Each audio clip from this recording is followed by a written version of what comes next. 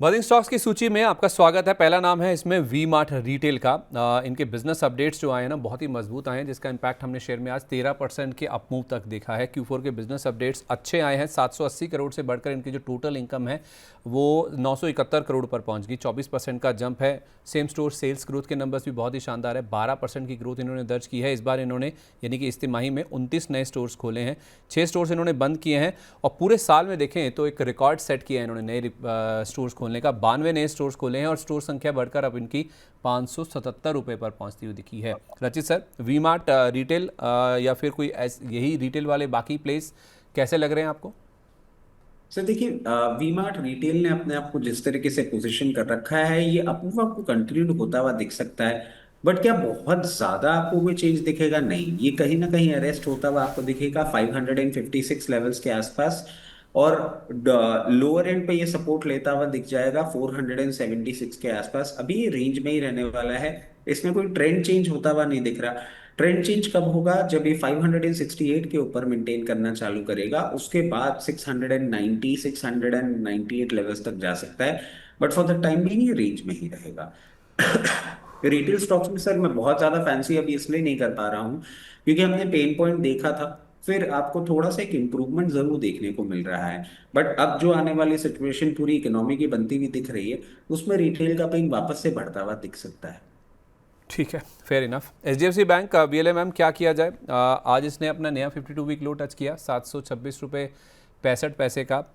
इनका जो 81 bonds miss selling वाला केस था उसको लेकर एक अपडेट आया कि जो 12 आरोपी थे उसमें जो इनके कर्मचारी थे उनके एक तो जो सैलरी इंक्रीमेंट्स हैं वो रोक दिए गए हैं और ESOPs भी कैंसिल कर दिए गए हैं। ऐसे एक रिपोर्ट के हवाले से खबरें निकल के सामने आई हैं।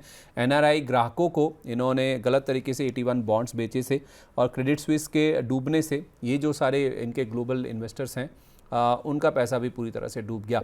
मैम, HDFC बैंक को लेकर क्या व्यू है? लोअर लेवल्स पे बॉटम फिशिंग करनी चाहिए? मैंने कोशिश की है, मैं इसमें इन्वेस्टेड हूँ। तो अच्छा बैंक है, बस इतना ही बोल सकती हूँ। लॉन्ग टर्म के हिसाब से, शॉर्ट टर्म में तो प्रॉब्लम है ही। बाकी अगर अचित जी अपना लेवल्स इस पर शेयर कर दे तो वो ज्यादा बेहतर है, क्योंकि मैं इसमें इन्वेस्टेड हूँ रीसेंट एक्टिविटी से।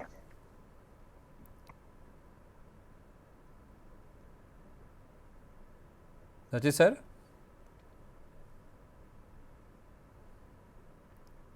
अब सर मैं क्या बोलूं? मैम इन्वेस्टेड है तो मेरी हिम्मत नहीं हो रही है बोलने की। अब मैम क्योंकि सामने नहीं, ही आप बोल बैठी है, सकते मुझे हैं, पता है। आप आराम से बोल सकते हैं, बिकॉज मैंने इसको ऑप्शन, जब मैं बोल रही हूँ बैंक निफ्टी को कि 61,000 से 52,000 आ रहा है, so I also manage my fund well. मैंने उसको ऑप्शन से हेज किया है। Don't worry, you can say, you can keep your. देखिए, पेन पॉइंट मुझे तो बढ़ता हुआ दिख रहा है, पूरे बैंकिंग सिस्टम में बढ़ता हुआ दिख रहा है। 648 के पहले मैं इसमें हाथ लगाने में बहुत ज्यादा कंफर्टेबल नहीं हूँ। अभी फॉर द टाइम बीइंग दूरी ही बना के रखनी चाहिए। ठीक है, 648। लास्ट टाइम सर आपसे मेरी अगर बात हुई थी, मुझे सही याद है, तो 710 आपने कहा था। हाँ सर, 710 कहा था, बट तब ये खबरें नहीं आ रही थी ना कि आरबीआई अब बैंक्स को बोलने वाला है कि आप 3 से 6 महीने का मोनिटोरियम दीजिए। और सर 3 से 6 महीने का मोनिटोरियम देने का मतलब आप समझिए सिर्फ इंटरेस्ट अब होने वाला है, आपको जो कैपिटल है वो रिटर्न में नहीं मिलेगी। एलडीआर रेशियोज वैसे ही 99.5% इस बैंक के चल रहे हो, डिपॉजिट डीग्रोथ हो रही हो, इतनी सारी चीजें बाहर आ गई हो, मैनेजमेंट चेंज हो रहा हो, और फिर अगर प्रिंसिपल भी नहीं मिलेगा तो पेन पॉइंट तो और बढ़ता हुआ दिखेगा आपको। एलडीआर रेशियोज कोई बड़ी बात नहीं है, 100 भी क्रॉस करते हुए दिख जाए, क्योंकि I am not very correct with the year, but HDFC bank ने एक बार ऐसा जरूर किया था कि 104 पहुंच गए थे उनके एलडीआर रेशियोज। और तब सब मैनेज करना बहुत मुश्किल हो जाता है। तो बैंक में अभी पेन पॉइंट और बढ़ता हुआ आपको दिख सकता है।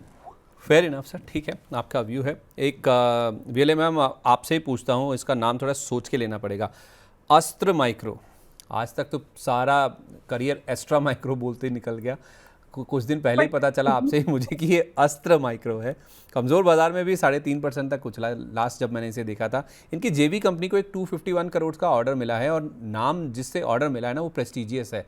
HAL बैंगलोर से इनको ये सॉफ्टवेयर डिफाइंड रेडियोस SDRs की सप्लाईज़ के लिए ये ऑर्डर मिला है और उसके बाद से ही आप देखिए स्टॉक काफ़ी अच्छा चल रहा है। 18 महीने के अंदर इनको ये ऑर्डर पूरा करना है। ऑब्वियसली इनका जेबी में कुछ शेयर होगा जिस वजह से स्टॉक काफ़ी अच्छा मूव कर रहा है।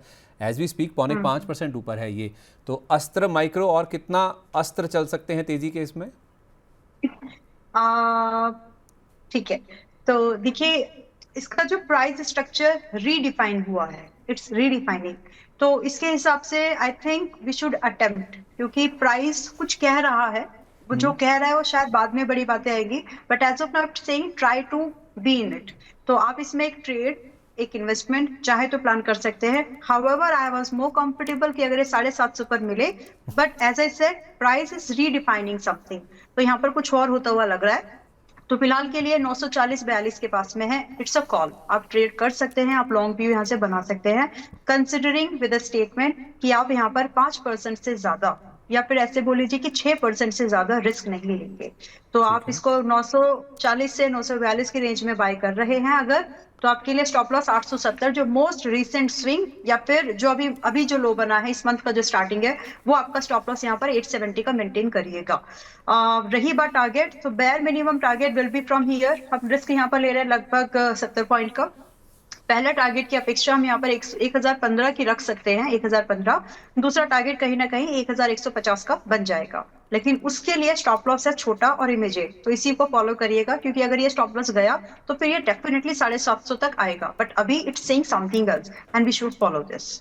ठीक है, तो अभी के लिए इंडिकेशंस है कि ये आपको 1015 तक या फिर 1150 तक जाता हुआ दिख सकता है। रचित सर, एक बार आरबीएल बैंक को देखिए, एमिरेट्स एनबीडी के साथ इनकी जो डील हुई थी, उस डील को आरबीआई से मंजूरी मिल गई, ऐसा एक न्यूज़ रिपोर्ट के हवाले से खबर निकल के सामने है। ऑफिशियल अनाउंसमेंट आना अभी बाकी है, और इसी डील के डिस्क्लोजर के लिए, खुलासे के लिए हो सकता है कि आज एक बोर्ड बैठक भी होती हुई नजर आए, जिसके बाद इसका अनाउंसमेंट होगा।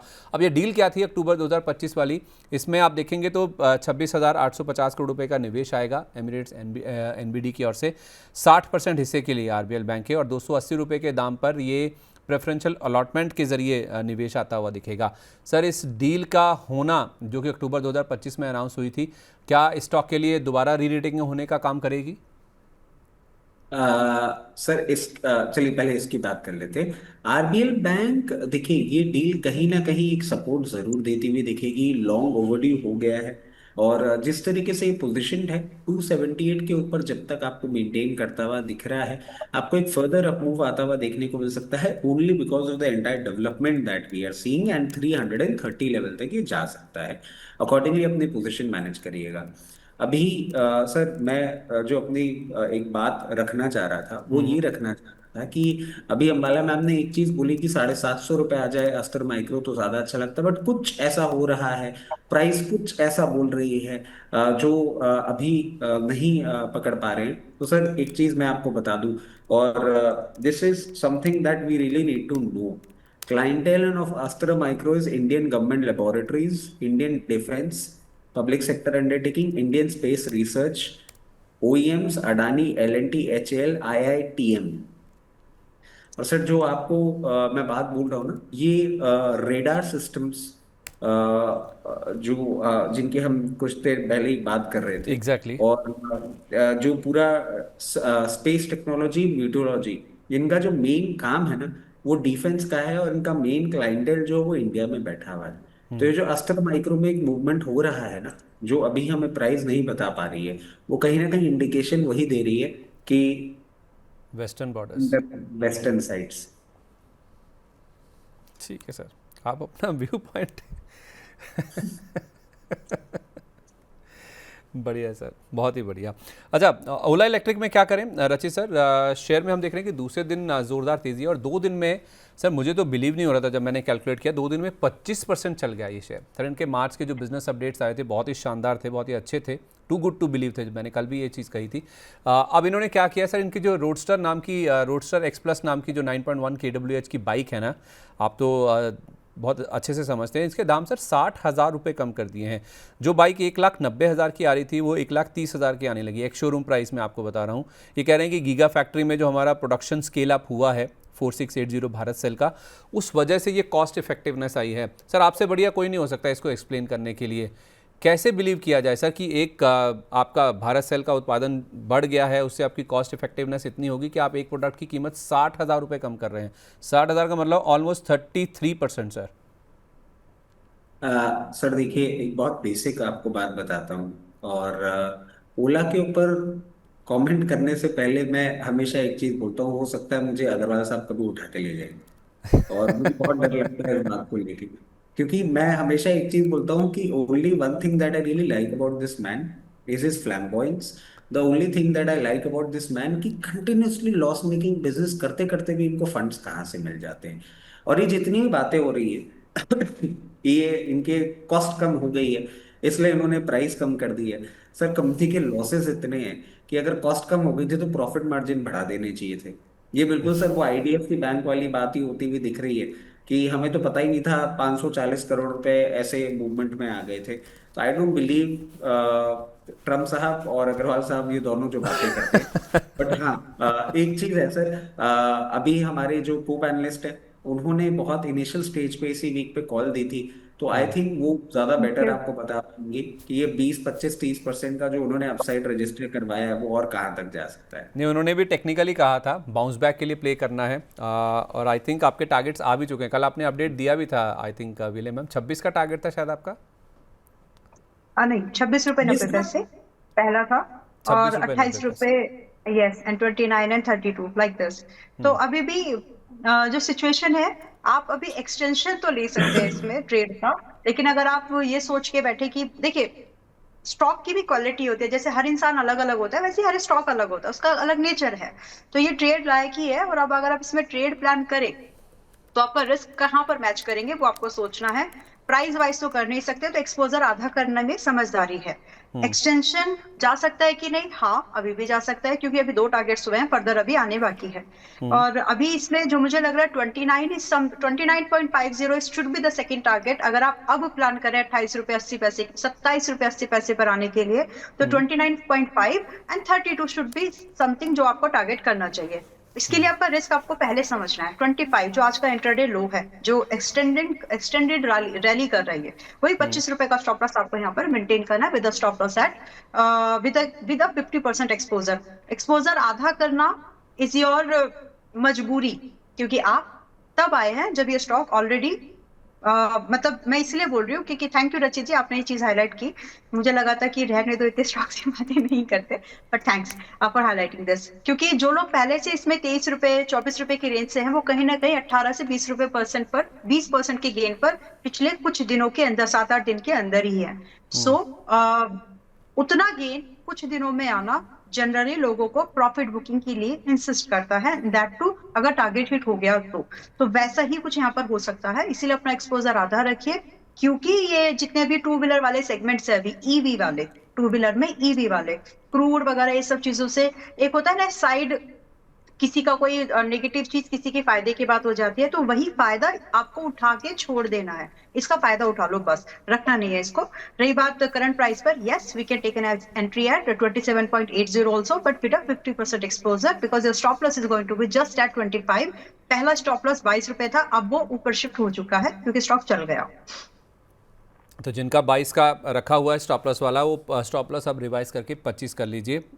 इसमें ऊपर में जो टारगेट्स आपके आ सकते हैं वो 29.5 रुपये तक के होंगे, जैसा आपको पहले भी बताया गया था। तो अब अगर आप उतरते हैं तो एक्सपोजर कम रखिए, क्वांटिटी कम रखिए, और 25 रुपये का आपको स्टॉप लॉस मेंटेन करना होगा। बाकी आपको बता दूं कि जो 25% मैं बोल रहा हूँ, स्टॉक मूव किया है 22 रुपये 80 पैसे। 30 मार्च की क्लोजिंग थी इसकी 22 रुपये 80 पैसे की, और आज 28 रुपये 55 पैसे का इसने हाई टच किया है।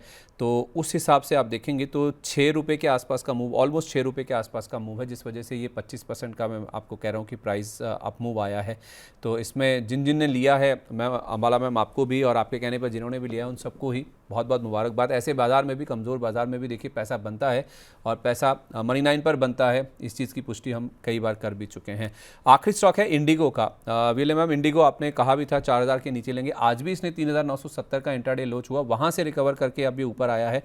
तो जो ब्रेंट चला है या फिर जो ETF की कीमतें इन्होंने पास ऑन की है ना, कम की हैं, पार्शियली की है, उस वजह से स्टॉक में हम देख रहे हैं कि पिटाई हुई थी। वैसे ग्लोबली देखा जाए तो आईटा की एक रिपोर्ट के मुताबिक जो ETF के दाम हैं वो 130% तक जंप किए हैं, ग्लोबली 115%, और भारत में केवल 8.5% के आसपास। उसका भी कुछ हिस्सा केवल इन्होंने अपने ग्राहकों को पास ऑन किया है। HSBC ने इसी को एक कंसर्न बताते हुए, ETF के दाम बढ़ रहे हैं, रुपया कमज़ोर हो रहा है, प्लस जो बुकिंग्स हैं वो काफ़ी कैंसिलेशंस हो रही हैं, प्राइस टारगेट कट कर दिया HSBC ने, 5860 से घटाकर 5210 रुपये कर दिया। तो मैम अभी लेना है या और रुकें अभी भी? मुझे इन माय ओपिनियन आज अगर आपका नजर कितने समय होल्ड करना उसके ऊपर है, बट फिर भी अगर आप लेस देन 1.5 ईयर की बात कर रहे हो तो आज भी मत खरीदो। But if you can manage to hold it for another 1.5 year तो आज आप आधा तो खरीद सकते हैं। आधे की गुंजाइश ऐसी रखिए कि अगर ब्रॉडर मार्केट में कमजोरी रही तो ये भी गिरेगा, तो उसमें आप एवरेज प्राइस करने की कोशिश कर लीजिए। Try to make your price like 3,650 close to average price. तो उसके लिए आपको 3100-3200 का वेट करना चाहिए।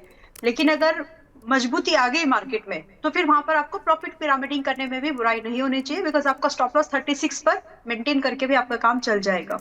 तो आज की सिचुएशन में अगर कोई एक डिसीजन लेना है तो मेरी समझ से वो डिसीजन होना चाहिए कि आज आप 50% का पैसा आप चाहे तो लगा सकते हैं, 50% को बचा के रखो, लिटरली बचा के रखो कि क्या वो 4,700 के ऊपर हमको प्रॉफिट पिरामिडिंग मिलेगी या फिर हमको ये नीचे मिलेगा 3200-3300 के पास। ये बचा करके रखिएगा क्योंकि स्टॉक तुरंत नहीं भागेगा, मौका है मार्केट में, अभी कुछ तो अभी होगा। और एक देखिए, पूरी मार्केट एकदम से रिकवर नहीं होगी, जब भी ये रिकवरी होगी होगी बड़ी फास्ट। और इसको आप इसको ऐसे समझ लीजिए कि you won't get chance to bye.